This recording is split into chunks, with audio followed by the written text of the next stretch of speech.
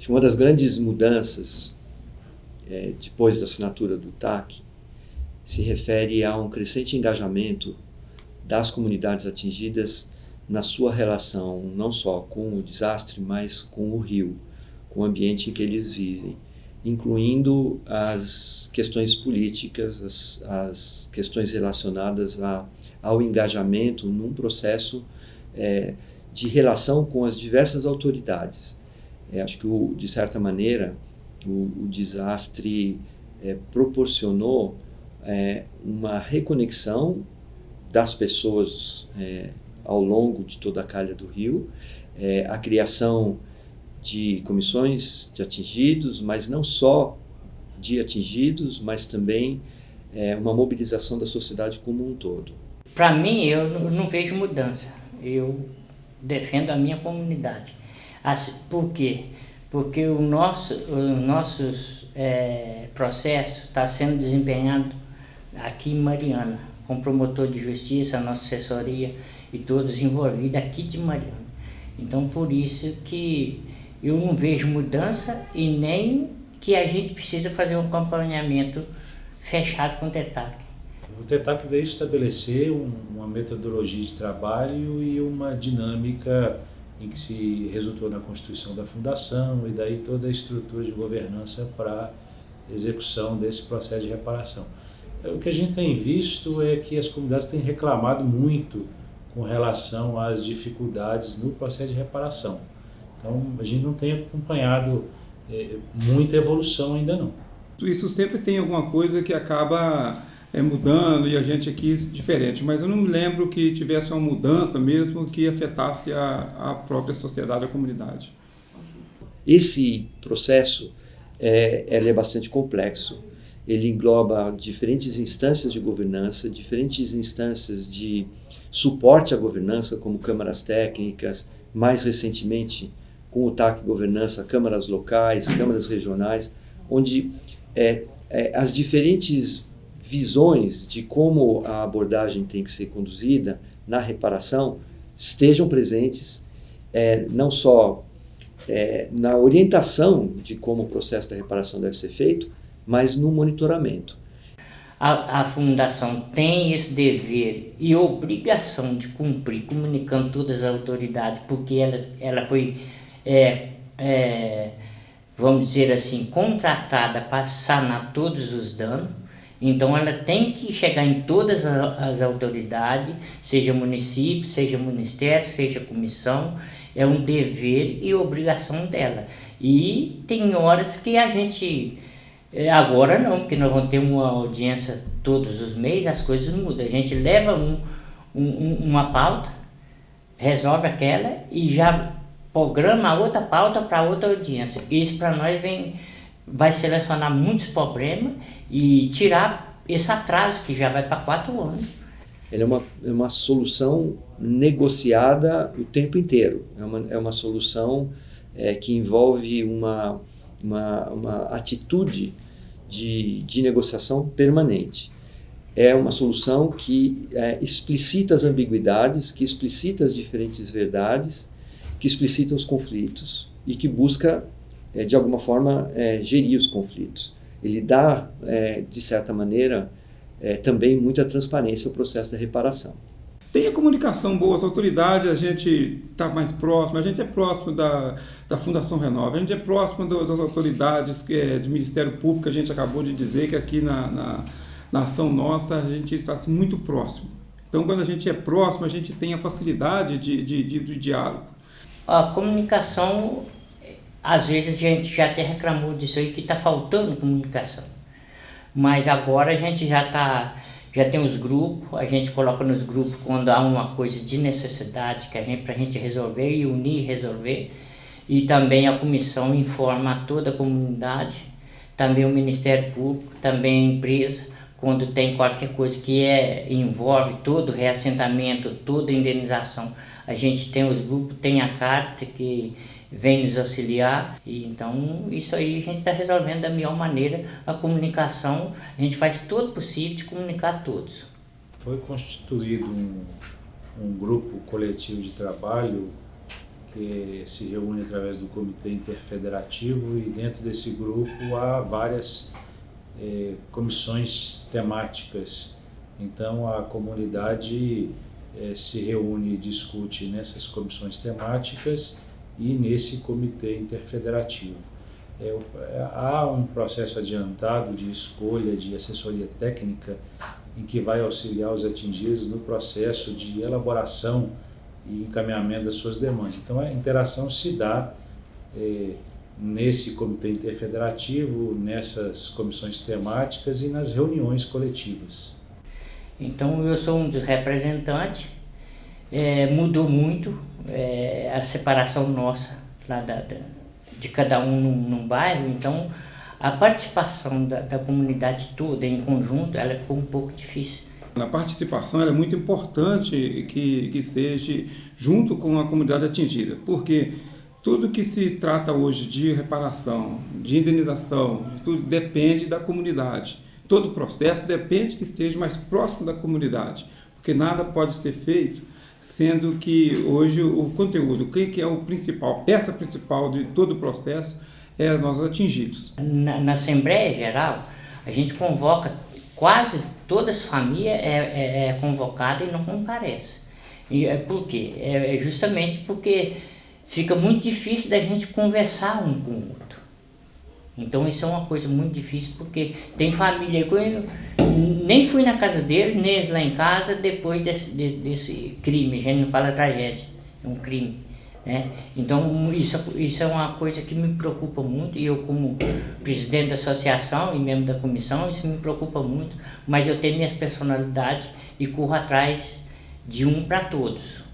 Enquanto promotor de justiça com atribuição no velamento fundacional, tenho acompanhado o trabalho da Fundação mais sob o aspecto formalístico e mais sob o aspecto da prestação de contas através do encaminhamento e preenchimento do SICAP, que é o Sistema de Prestação de Contas próprio a ser encaminhado para a Promotoria de Justiça. Eu não tenho estado muito na ponta com relação a essas negociações, então eu fico devendo um pouco com relação a detalhes desse processo de negociação. Olha, o processo de negociação é para atender o TETAC, né? Tem muitos que já lá dentro do TETAC já reza o processo de indenização. Então a gente tem que acompanhar e eles têm que acompanhar o TETAC.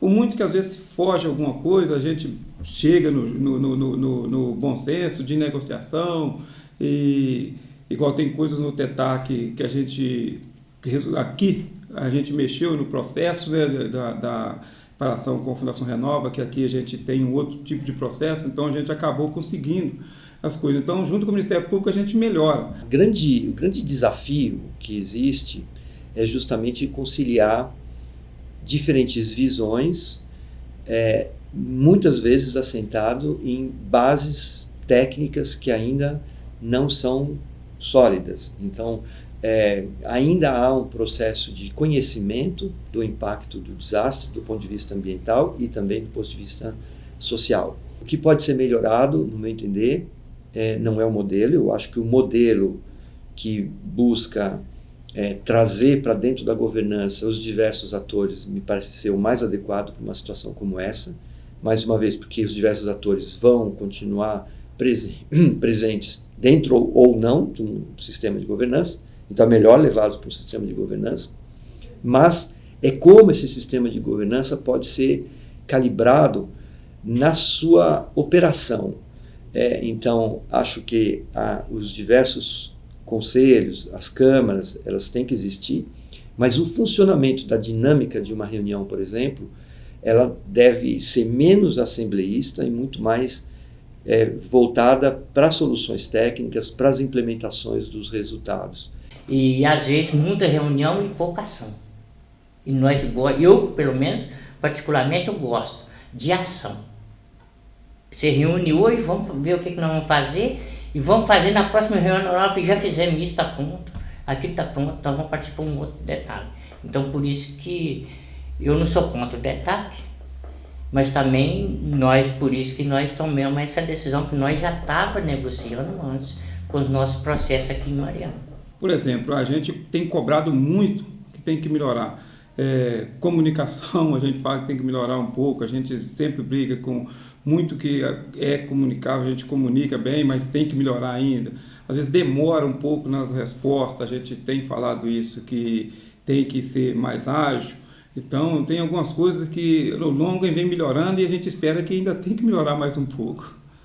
O aprendizado do desafio leva tempo e, infelizmente, em função da forma como a nomeação é feita, ela é muito calcada no ambiente político, na nomeação política, e o ambiente político tem mudado frequentemente no Brasil, com as eleições e tudo isso, as pessoas mudam muito.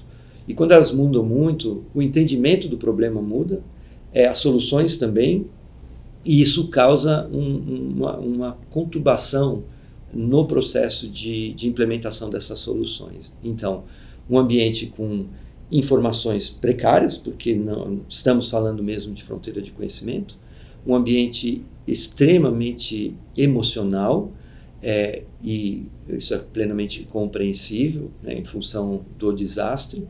Então, uma racionalidade baixa no conjunto de decisões, uma volatilidade muito alta, faz com que o processo, a eficiência do conjunto de decisões tomadas acaba sendo baixa. Quando se criou a Fundação Renova, atendendo o termo de transação de ajustamento de conduta, que lá naquele termo, que inicialmente, logo após a ocorrência do desastre, o Ministério Público não participou da elaboração, lá naquele termo, que a gente chama de TETAC, que se instituiu esse modelo de trabalho e se optou pela constituição de uma fundação de direito privado. Hoje a gente tem em Belo Horizonte uma promotoria especializada no velamento de fundações que, pela regra, né, pela legislação e pelos atos normativos expedidos pelo Procurador-Geral de Justiça, a promotoria de fundações faz a análise tanto finalística quanto patrimonial de todas as fundações de direito privado que possuem sede em Belo Horizonte, né? A Fundação Renova, no TETAC, optou-se por constituir sua sede em Belo Horizonte. Como a Fundação Renova ela foi constituída numa situação muito peculiar, que é de reparação do dano, existem algumas críticas com relação à escolha desse modelo, né?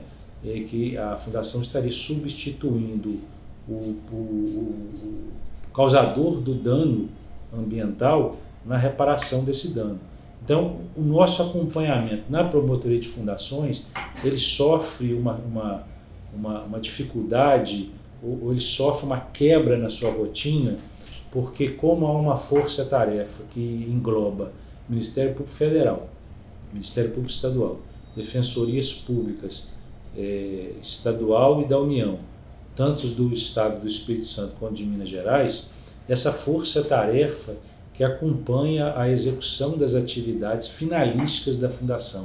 Então, nos resta aqui a análise patrimonial, a análise dos demonstrativos contábeis, a análise formalística do cumprimento das normas do Conselho Federal de Contabilidade. Então, por isso que eu digo que a promotoria de fundações ela não está na ponta, junto com o atingido, lá nas comunidades atingidas, para verificar o cumprimento das atividades pela Fundação, porque na prática há uma divisão de trabalho em virtude da particularidade do caso. Acho que o TAC de governança recentemente assinado, ele cria a possibilidade, a oportunidade das comunidades se organizarem em câmaras locais, e é importantíssimo, as câmaras locais são importantíssimas porque elas incorporam a heterogeneidade, que é uma realidade do Vale do Rio Doce. O Vale do Rio Doce, a parte alta do Vale do Rio Doce é muito diferente da Foz. As atividades econômicas são muito diferentes, a história é diferente, a cultura é diferente. Então, quando a gente fala assim, o entendimento das comunidades, esse entendimento ele é extremamente heterogêneo. Nada contra o TETAC, mas quando ele foi criado, nós já estávamos andando. A gente pensou junto com a comissão e os órgãos competentes daqui de Mariana, promotor de justiça, CAT, se nós entrássemos no DETAC, poderia fugir alguma coisa do nosso acordo que já estava feito com a empresa.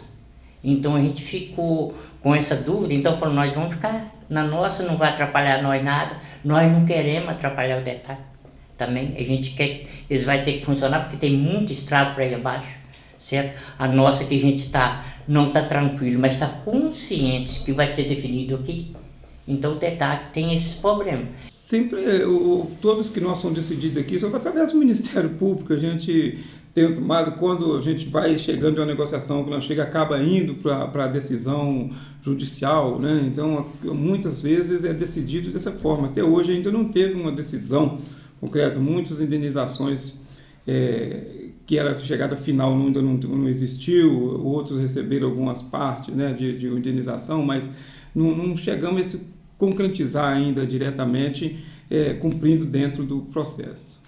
E eu acho que uma das questões mais importantes de todo esse processo da reparação é o protagonismo das pessoas que foram afetadas e que vivem na Calha do Rio Doce no processo de reparação e na reconexão, na sua reconexão com o rio, com a Calha do Rio e com o ambiente político em que elas vivem. Então, é gradativo, eu acho que ele tem várias organizações que de alguma forma contribuem para esse crescente entendimento, as assessorias técnicas que estão sendo disponibilizadas pelo Ministério Público, as universidades, um volume muito grande de pesquisas sendo feitas, a própria fundação tem uma rede de mais de 40 instituições de pesquisa que de alguma forma se envolvem com todo esse processo, e as instituições de pesquisa locais, elas têm uma relação com a comunidade, elas fazem parte da comunidade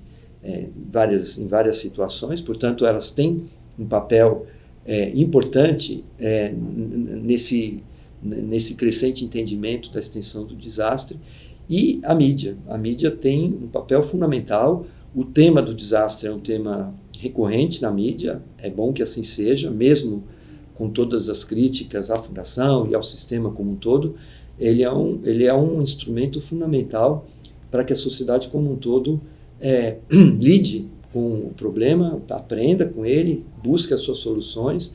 Enfim, eu acho que é um processo crescente, não é preto e branco, não. E eu compreendo porque tudo passa por nós. Nós temos uma comissão conquistada por 9 pessoas do Bento, desde Paracatu me parece que é 15 ou 16, não sei. Então a gente conversa muito antes e nada é decidido sem a comunidade. Então por isso a gente tem muita confiança nos órgãos competentes, o município, o Ministério Público, Caritas. Então a gente está muito consciente disso e confiante, porque se não houver confiança a gente não vai em lugar nenhum.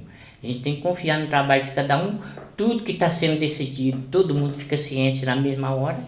O que está para acontecer também a gente reúne antes, já vai preparado para aquela decisão. Então isso é uma coisa muito importante, eu acho. Tem um elemento adicional que me parece fundamental, que é a questão geracional. O entendimento das pessoas que são tomadoras de decisão nas suas famílias, no momento do desastre, ele é diferente do entendimento dos jovens que estão, de alguma forma, se desenvolvendo a partir desse ambiente causado pelo desastre, com entendimentos que são diferentes. Então, a própria mídia digital, o envolvimento desses jovens com o que pode vir a ser uma nova economia no Vale do Rio Doce, tudo isso faz parte desse conjunto tão complexo de relação da sociedade com o desastre. O que eu sei é que as assessorias técnicas que estão em processo de contratação, processo de escolha e contratação, respeitando-se as novas cláusulas de governança que foram elaboradas no TAC Governança, essas assessorias vão facilitar e vão caminhar essa discussão junto com as comunidades, né? E vão fazer essa interlocução e vão conseguir passar para a comunidade todas as análises técnicas, todos os dados, todas as informações necessárias para a compreensão do processo. o processo que nós contratamos a Caritas para auxiliar nós nesses processos, certo? Só que a indenização está demorando porque os dossiês ainda não ficou pronto, tudo ele. Então está tendo visita demorada, atraso pela Caritas. A gente não vai culpar a empresa, porque a Caritas tem que mandar para a empresa os nomes de quem vai fazer a vistoria no lote para fazer os dossiês, e a empresa, 10 dias, ela tem que mandar a resposta que estava pronto para fazer a vistoria, para poder não dar problema que já deu aí de a gente sair para ir lá fazer visita no lote para fazer os dossiês e ter que voltar porque não estava sendo roçado. E você fazer uma visita num terreno que está com matagal, não tem como. Então isso está atrasando muito, isso eu tenho certeza, mas a gente está procurando acertar, e agora, com essas audiências uma vez por mês, vai adiantar, agilizar tudo isso. Uma das questões principais desse sistema então, são os 42 programas. Os 42 programas têm seus escopos definidos. Esses escopos são distribuídos em indicadores. Esses indicadores são auditados por uma auditoria independente que foi escolhida pelo Comitê Interfederativo. Bom, como funciona esse processo? Primeiro, a discussão dos escopos, ela não é fácil. Ainda tem um volume bastante grande de programas que ainda não têm seus escopos definidos, ainda são escopos em negociação. Agora, esse processo da empresa atrasar é problema dela, que para ela, quanto mais atrasar, eu acho que pior fica. Porque se você tem uma conta para quitar, se você quitar ela hoje, você vai fugir de um juro futuro para acertar ela daqui a 3 ou 4 meses ou até um ano. Então, eu acho que quem está levando tinta é ela, e eles têm dinheiro? Tem. Isso que eles vão indenizar nós, para essas empresas, é mixaria. Faz de conta que você comprando maço de cigarro. Agora, para nós faz falta, porque nós não tinha nada à venda, igual eu falei antes. A gente não queria sair, já que saímos é um direito nosso, nós temos que receber, e receber da maneira que a gente precisa ser compensado. Nós perdemos vizinhança, hoje nós moramos cada um em cada lugar, é uma indenização. Nós correndo para não morrer, é outra indenização. Nós separamos o vínculo de festas religiosas, igreja, que a gente ia à igreja todos os dias, hoje a gente não vai mais. Tudo esse é um tipo de indenização que a gente tem esse direito. Eu tinha minhas fotos da minha mãe, do meu pai, dos meus netos, que eu já procurei com eles, que foi eu que tirei numa festa. Eles tudo pequenininho, hoje já sou bisneto, já tenho bisneto, sou avô, sou bisavô. Quem vai me dar essas fotos? Tem dinheiro que paga? Alguns programas já têm uma maturidade muito maior, principalmente os voltados para a área de meio ambiente, e aqui é muito mais fácil você apresentar indicadores. E neste caso, então, os indicadores são avaliados por uma entidade independente que assegura se aqueles resultados estão sendo obtidos e que, por outro lado, se adiciona a toda a auditoria feita, essa sim já em pleno curso, da parte contábil e da alocação dos recursos nos diversos programas. Então, são duas frentes de auditoria, uma contábil, ambas feitas por organizações de primeira linha na área de auditoria, e outra de asseguração de resultados. A contábil mais simples, porque é simplesmente a alocação dos recursos do ponto de vista financeiro. A de resultados bem mais complexa. A Fundação Renove e o Ministério Público também contam com auxílio, com trabalho de auditorias independentes. Então, essa análise de recurso alocado e gasto efetivamente realizado na ponta é um trabalho que tem que ser feito pelas auditorias para nos auxiliar nessa questão que ela é muito complexa e muito difícil. Há hoje em dia uma crítica, isso foi debatido na última reunião do Comitê Interfederativo, é que há duas auditorias contratadas pela Fundação Renove para fazer a análise do movimento financeiro e finalístico. Uma é a Price, que a Price se restringe à análise de demonstrativos contábeis, auditoria contábil, e a outra que seria a Ernst Young, que faria essa auditoria finalística, mas surgiram várias críticas ali naquela reunião, porque a Ernst Young não tem feito isso, porque alega que não está no escopo do seu contrato. Então, há uma lacuna que a gente está tentando suprir dessa análise. Então, ainda há muita coisa para se analisar ainda. A gente não pode esquecer que o Rio Doce, nos últimos 100 anos, foi absolutamente transformado do ponto de vista ambiental e social. Há uma mudança na estrutura ambiental de uma área coberta por florestas, por uma área que se transformou em pastagem, por uma área altamente degradada, com grandes impactos do ponto de vista social, que foi ainda mais impactado pelo rompimento da barragem de Fundão, mas esses desastres se misturam. Na medida que esses desastres se misturam, políticas públicas também se misturam.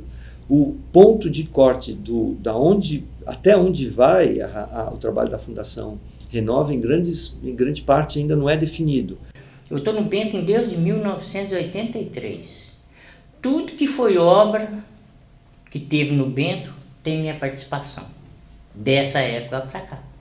Eu comecei na época com o falecido João Ramos, era prefeito.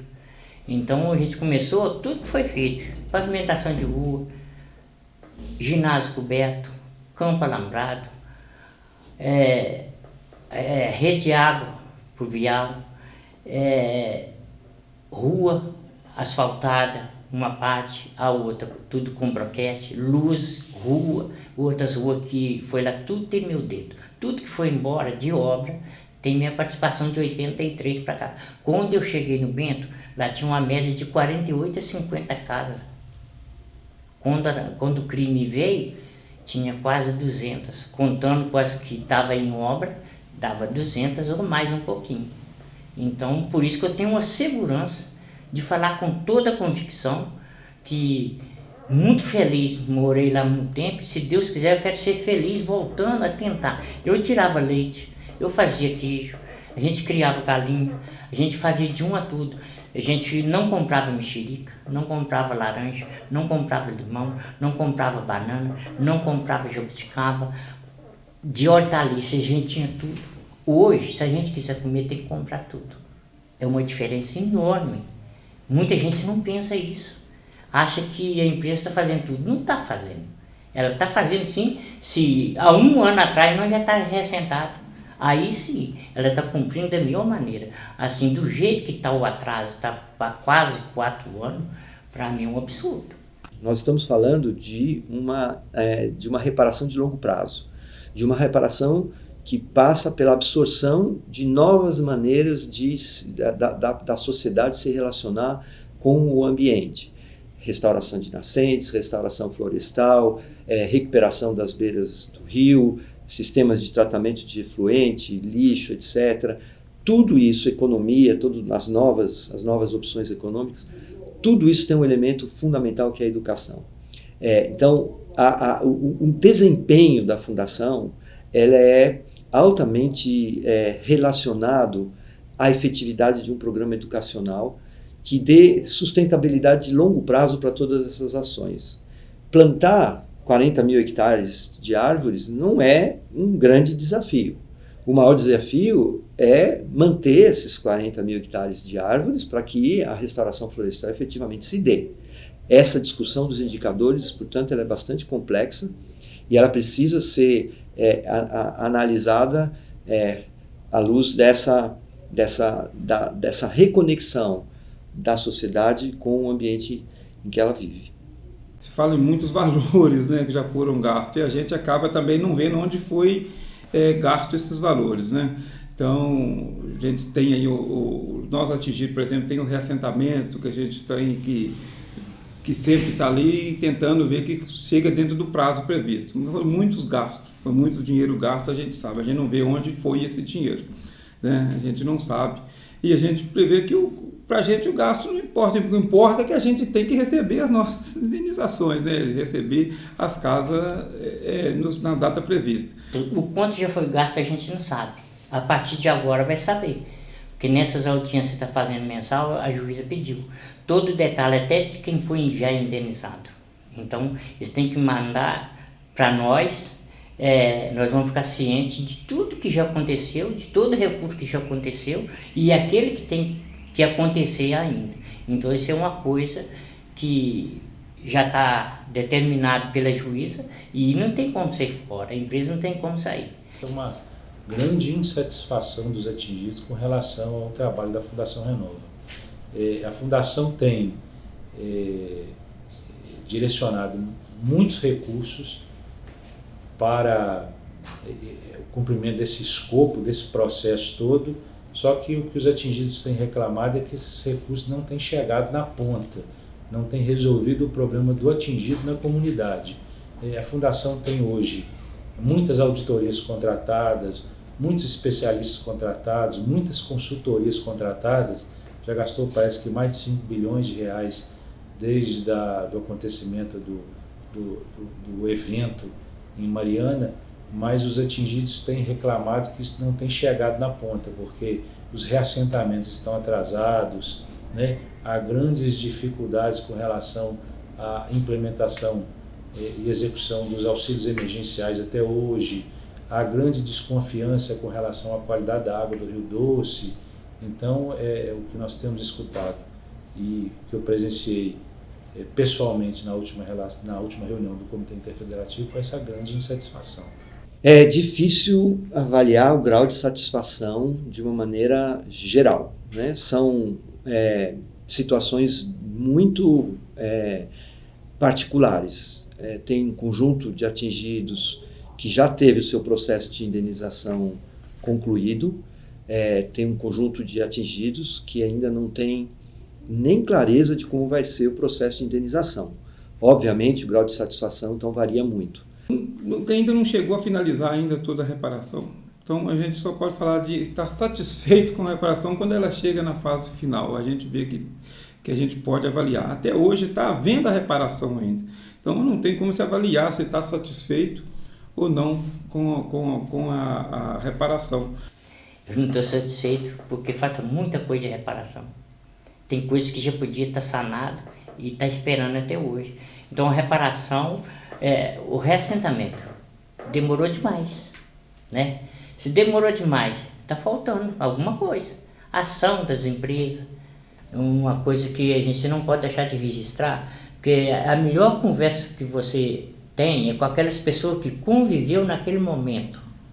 Que quem viu no momento o que eu vi, é muito diferente do que vocês viram na televisão na hora, é totalmente diferente. Você andando com a boca seca, correndo, um corre daqui, grita, você só via choro, e aquele mutirão de lama descendo, não é fácil não. A medição da satisfação é uma medição muito complicada no sentido de que você vê, bom, mas a minha vida continua sendo continuamente afetada pelo desastre, não foi só a lama, além da lama, uma parte relevante da minha propriedade deixa de ser produtiva do ponto de vista mais tradicional, ela é produtiva do ponto de vista ambiental, mas isso, o entendimento do que significa ser produtiva do ponto de vista ambiental está muito longe da sociedade como um todo, né, do mundo inteiro, ainda não conseguiu reequilibrar essa visão de como a relação do homem com a natureza se dá. Então, esse é um processo de aprendizado, um processo longo, de transformação do uso do solo. E a satisfação desse reequilíbrio, ela se dá, talvez, num ambiente, num momento bem mais para frente.